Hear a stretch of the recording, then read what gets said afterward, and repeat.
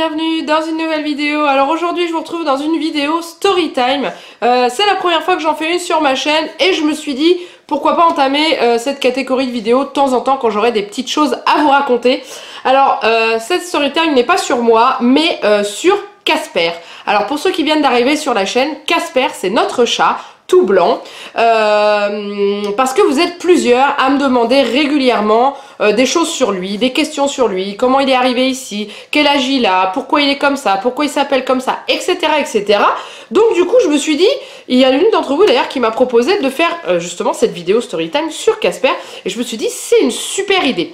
Donc je vais vous raconter tout simplement son histoire, comment il est arrivé à la maison, comment il a accepté l'arrivée de Juliette, comment il a accepté tous nos déménagements, qu'est-ce qu'il aime, qu'est-ce qu'il mange, qu'est-ce qu'il fait, ses loisirs entre guillemets.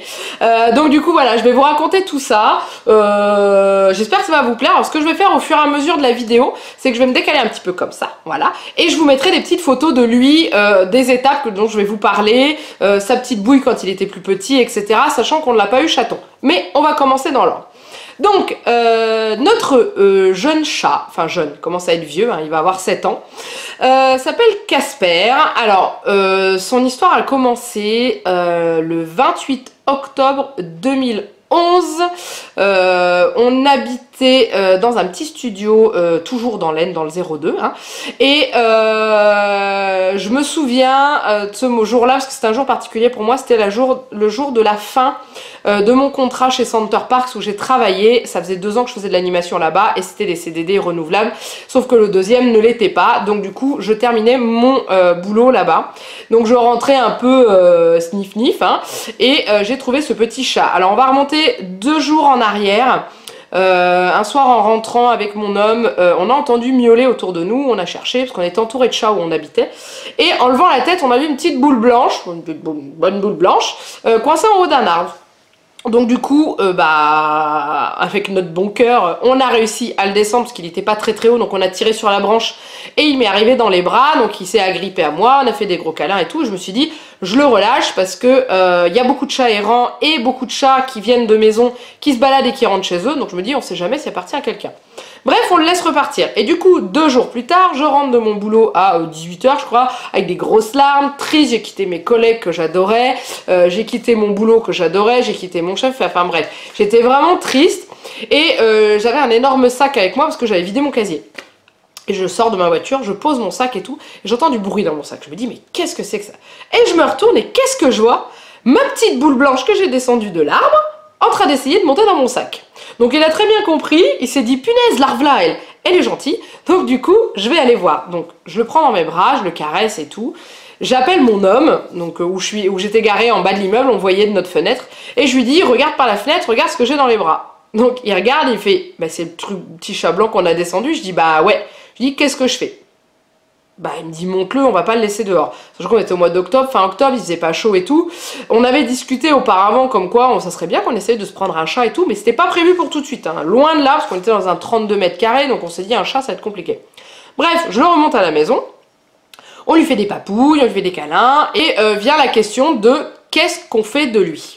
Parce que clairement on était dans une situation financière qui allait devenir compliquée parce que je venais perdre mon emploi et lui ne travaillait pas non plus, était en recherche d'emploi, enfin bref, on est rentré dans une phase assez compliquée et on s'est dit est-ce qu'on va pouvoir se permettre de garder un chat qu'il va falloir soigner, qu'il va falloir castrer parce que vu que on avait regardé c'était un mâle pas castré, ça se voyait, qu'il va falloir nourrir, qu'il va falloir entretenir. Bref, un chat c'est pas un jouet, donc du coup on s'est dit qu'est-ce qu'on va faire? Bon, il était le soir, on s'est dit on va se laisser une nuit pour réfléchir et on verra bien. J'avais eu des cochons d'Inde avant, je me souviens plus si à cette époque-là on en avait encore un, mais bref, on n'avait pas de litière pour lui, trop tard pour aller en acheter, puis comme on savait pas qu'on allait le garder, on s'est dit bon, j'ai pris un bac d'une cage d'un des cochons d'Inde, j'ai mis de la litière dedans, enfin des copeaux de bois, il me restait que ça, je dis je vais mettre ça dans la cuisine, on verra bien, s'il a envie de faire pipi, on mettra là-dedans, je lui ai fait cuire un peu de riz et tout, je me dis on va quand même ce qu'il mange et tout, bon bref,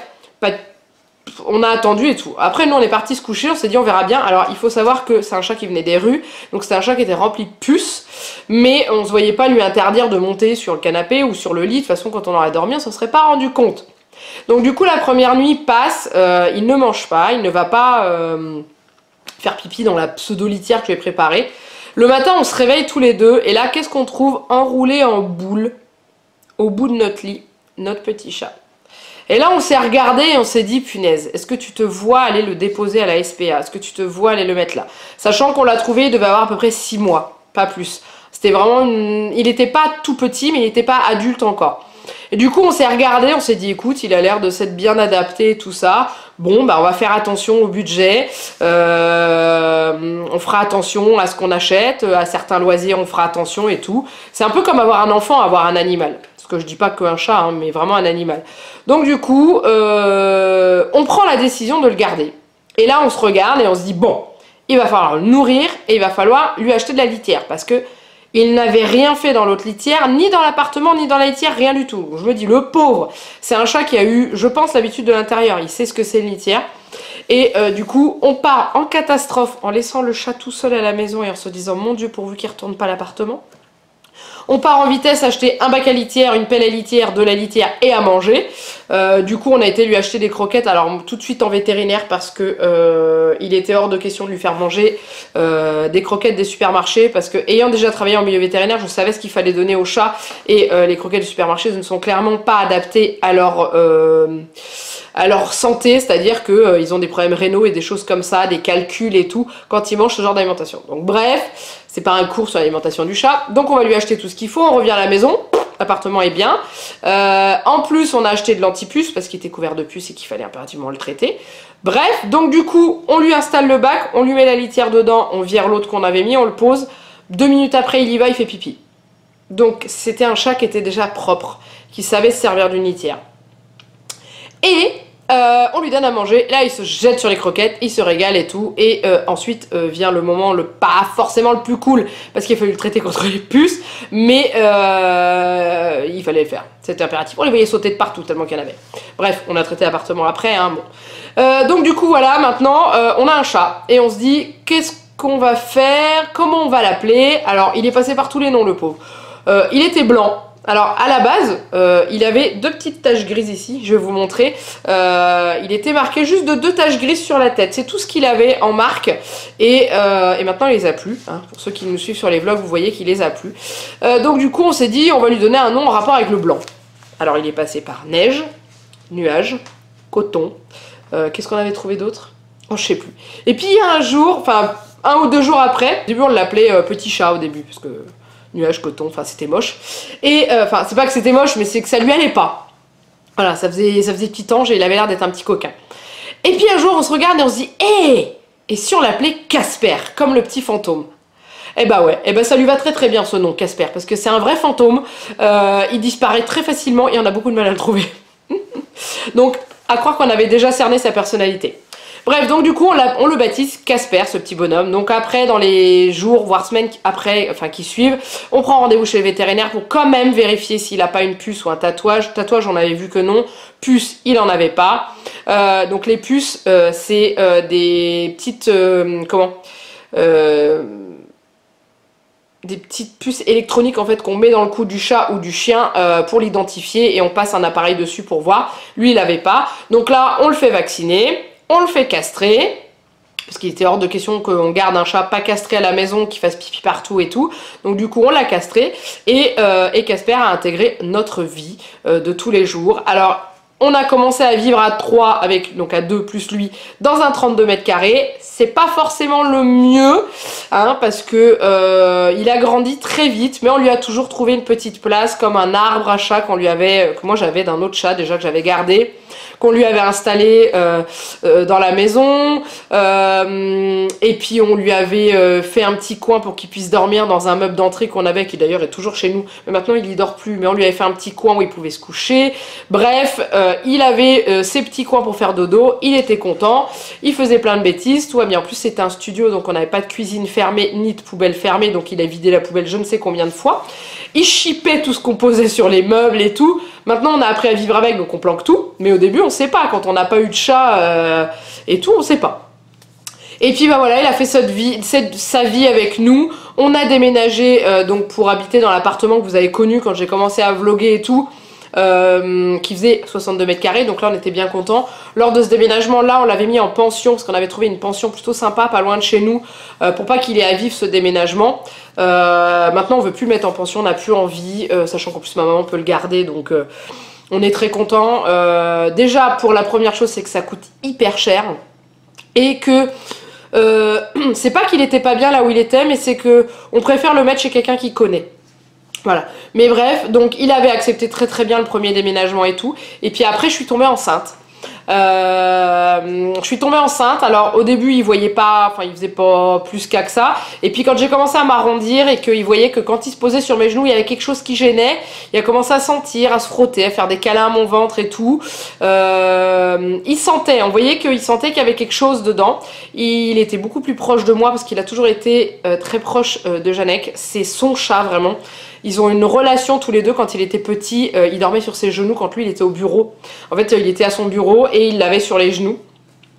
Et il dormait sur ses épaules, il était toujours fourré avec lui. Moi il venait me voir, il me faisait des câlins, on faisait des câlins et tout, mais c'était pas la même relation. Et quand je suis tombée enceinte, il a commencé à devenir plus collant avec moi. Peut-être qu'il a senti que justement il y allait avoir un changement, il y allait avoir quelque chose. Et donc voilà, donc il a été tout autour de moi jusqu'à la fin de ma grossesse. Il dormait à côté de moi, il couchait à côté de mon ventre, il se couchait à côté de moi sur ma tête, enfin bref, il était collé à moi non-stop. Et Juliette est arrivée. Alors on avait un peu peur de sa réaction, on avait peur qu'il panique, on avait peur que il fasse des bêtises parce que qu'il y avait un nouvel arrivant dans la maison, et en fait non, il a juste eu peur, ça c'est vrai. Alors on avait installé la chambre de Juliette 2 mois avant qu'elle arrive, 2 ou 3 mois avant qu'elle arrive, pour qu'il ait le temps de se familiariser et tourner autour des meubles, frotter, monter dans le lit pour voir comment c'était, enfin voilà. Comme ça il a découvert ça tranquillement. C'est un chat qui est quand même très facile parce que y a des chats, dès qu'on amène un nouveau meuble dans la maison, il faut qu'il fasse pipi dessus, il faut qu'il le marque, mais vraiment. Lui, il marque, mais ça n'a pas d'odeur. En fait, vous voyez, il passe avec sa queue en l'air, hop, il frétille comme ça et il s'en va. Et du coup, il va marquer les meubles, mais il n'y a pas d'odeur. Donc ça c'est génial, il a jamais fait pipi partout. La seule fois où il a fait pipi quelque part, c'est qu'entre le déménagement de notre studio à l'appartement où on était après, il nous a vu faire les cartons et il a fait pipi sur notre lit de peur. Mais c'est la seule et unique fois où il a fait pipi quelque part. Donc du coup voilà, franchement il est topissime là-dessus. Donc quand on a ramené Juliette de la maternité, donc déjà il s'est quand même un peu inquiété quand je suis partie moi, parce que je suis restée à la maternité 4 jours. Et du coup il voyait son père faire des allers-retours pour aller me voir, il comprenait pas pourquoi et tout, donc il a un peu moins bien mangé. Et après c'est reparti, on a ramené Juliette, donc il a découvert cette petite chose qui bougeait, mais qui n'était pas un adulte, qui n'était pas comme nous, qui ne pouvait pas lui faire de câlins et tout. Il a mis énormément de temps à l'approcher. Clairement, il a dû bien mettre 2 mois avant ne serait-ce que venir lui sentir sa main, sachant que c'est un bébé, donc ça a des gestes comme ça, donc il avait peur en fait. Et puis quand elle pleurait, il allait se cacher, hein, bien sûr. Mais ça a avancé au fur et à mesure et tout. À partir du moment où elle a commencé à se déplacer, à marcher, il venait la voir pour avoir 1 ou 2 caresses. Mais bon, comme je vous dis, c'est pas délicat un enfant, donc il y a perdu quelques poils. Et maintenant... Là, à l'heure actuelle, Juliette a plus de 2 ans et ils commencent à bien s'entendre tous les deux. Il est très cool avec elle, malgré que sa patience a des limites. Elle en a fait les frais ce matin.